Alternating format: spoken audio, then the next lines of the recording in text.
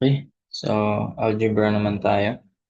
Let's solve this password problem na lumabas noong November 1993. So, nakita ko, wala to sa CRF Volume 1, 1994 na nag-start doon. So, sino bang nauna mag-CRF? Besa o Gile? Pero nandun to sa book, yung Orange Engineering, 1001 Solved Problems in Engineering Mathematics. Yung kay Tiong Chong Jaime R. Chong ba yun? Basta yan. Then tatlo yun sila eh. Isa-isa, isang CE, isang E, isang ME. May ECE pa ata? Hindi na sure. Kasi solve natin to. This one's under work problems. So one of the basic pa. Kasi marami mga complicated na work problems eh. Yung may nakikisaw-saw, tas aalis din. Yung tutulong saglit, tas aalis din. So, di-discuss din natin yun. So ito, simple pa lang to. Okay, so it takes Butch twice as long as it takes Dan to do a certain piece of work. So working together, they can do the work in 6 days. How long would it take Dan to do it alone? Okay, so list natin yung given. It takes Butch twice as long as it takes Dan. So parang, anong ibig sabihin nun? Dapat marunong ka mag-translate dito. Yung converting algebraic, English sentence statement to algebraic expression. So ito, it takes Butch twice as long as it takes Dan. So sino mas matagal? Si Butch, 'di ba? So ibig sabihin, yung time ni Butch to do the work is equal to twice as long as it takes Dan. Twice ni Dan. Time ni Dan. So yan, to do a certain piece of work. So working together, they can do the work in 6 days. So paano natin ta-translate yan? Pag sinabi kasing work problem, so that is, a rate kasi yan eh. So pag sinabi natin rate, di ba, yung speed, rate yon. Basta naka-over sa time. So something with respect to time, rate yun. So in this case, work over time. Ayun. Pero, in most cases, yung work, nilalet na lang yun as one. Kung hindi mo naman ni-specify kung anong klaseng work yun, minsan, sinespecify naman dyan kung sabihin natin, pag nag-aakot, yun, cubic meters, so isa-specify yun. Pero kung hindi naman, gagawin lang yung one. Baga, isang buong work, baga, express mo lang siya sa fraction. So, yan. So, rate lang. So, basically, ang work problem is just summation lang niya ng rates. Summation ng rates lang yan. Okay? Okay. Okay, so paano yun? Unahin natin yung rate ni Dan, rate ni Butch, plus rate ni Dan. Oh, excuse, to do a certain piece of work. So, ayan. Rate ni Butch plus rate ni Dan is equal to, ano yan? Rate? Eh di yung rate nila, uh, in this case, isam yan sa, working together, they can work in 6 days. So, ayun, 6 days. So, yan yung time. Work 1 over time. May. So, substitute mo na lang to. Yung rate ay work over time. So, parang work lang din ni Dan, ni Batch pala. Divide mo sa, tanggalin ko nga to. Divide mo sa time ni Batch. Diba? Plus work nagawa ni Dan over sa time it takes Dan to complete the work is equal to 1/6. So, ayun. So, ito na yung relationship na gagamitin mo dyan. So, ano ba hinahanap? How long would it take Dan? So, time ni Dan dapat yung magamit natin. So, ibig sabihin yung TD, palitan natin ng 2D para yun na agad yung magiging sagot natin. Di ba? TB ay 2TD lang naman yun. Plus, 1 over time ni Dan. O equals 1/6. So, yan, shift solve na yan. Di ba? O, shift solve na yan, no? Palit mo lang yan as x. So, ang time ni Dan to complete the work ay, oh, so 1 over 2x. Pwede mo i-shift sa yan. Narekta mo na nga yan eh. Kahit di mo na ipakita yung summation ng rates. 1/2x plus 1/x equals 1/6. Sige, 9, 10, 11, 12. Siguro 10. 9 days. It takes Dan 9 days to work alone. Pag naman, time ni Butch naman, so that is twice ni Dan.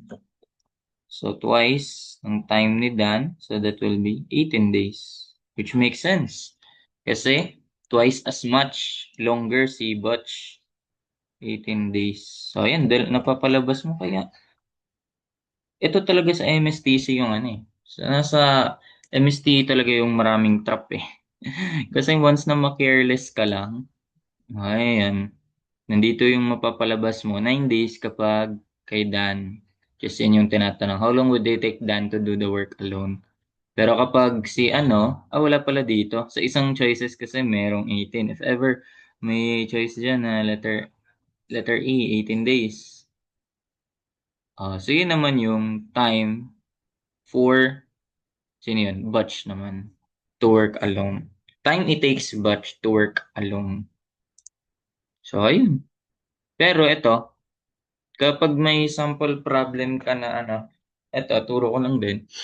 Pag may sample problem kang ma-encounter na ganyan, okay, time it takes to work alone. So, parang sabihin natin, sige, gawa tayo ng formula.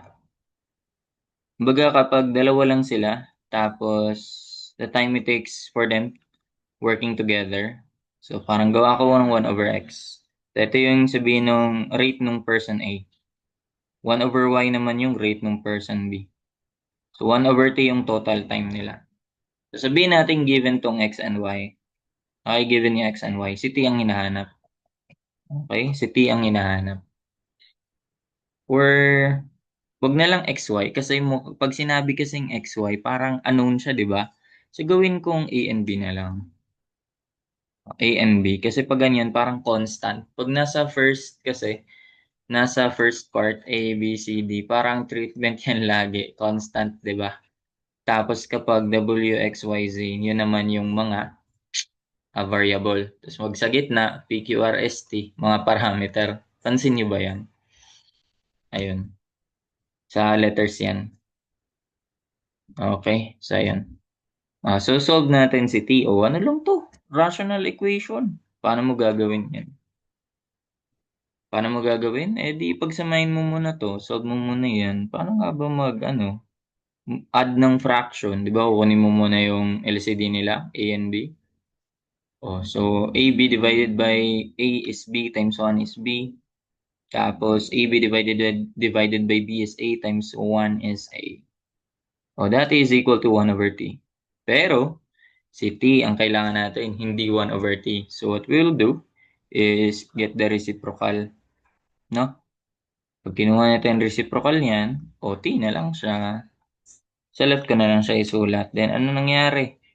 Product over sum. Ayun. Product over sum lang pala yun. Pero ito kasi, hindi binigay yung di ba? Naka-variable parehas. Naka-variable siya parehas. Though, pwede kaya yun?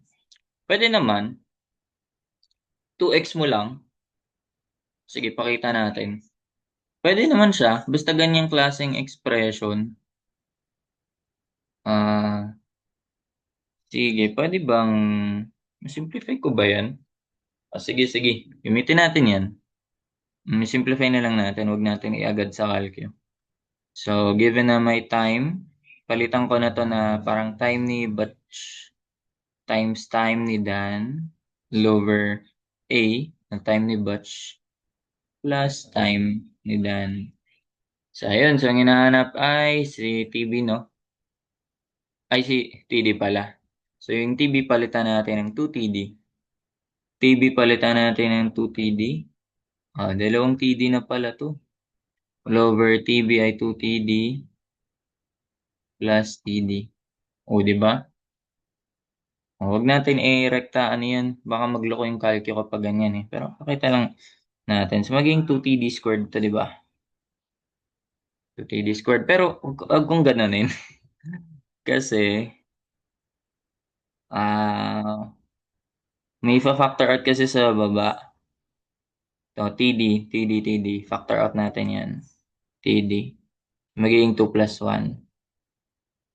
Oh. So, ito pala, may value pala tayo ng 16, no? Sige, mamaya. Ayan, so cancel yung TD isa. O, di ba? So, ano nangyari? O, ayan na. Ayan na yung simplest form. Na-simplify. T equals 2TD. 2TD over 2 plus 1 or 3. Gaganyanin ko pa ba? O, ayan. O, kita na ba? To solve for TD, oh, ano, so solve mo pa yan? This one is 6. Oh, mangyayari, 6 times 3, 18 divided by 2, 9. Di ba? 6 times 3, 18 divided by, kakakalki mo pa yan. 6 times 3, 18 divided by 2. That is 9. Days ba? Hours? Days. Yung isa pala yung hours. Na yun. Pwede rin siya. O, tandaan mo na lang to. Pag working together, product over sum. Ayun. Product over sum lang yan ang time nila para di ka na demand dito. So, ayun. That's it for this problem. Hope you learn something. Sundan natin yan ng iba pang work problems. Thank you.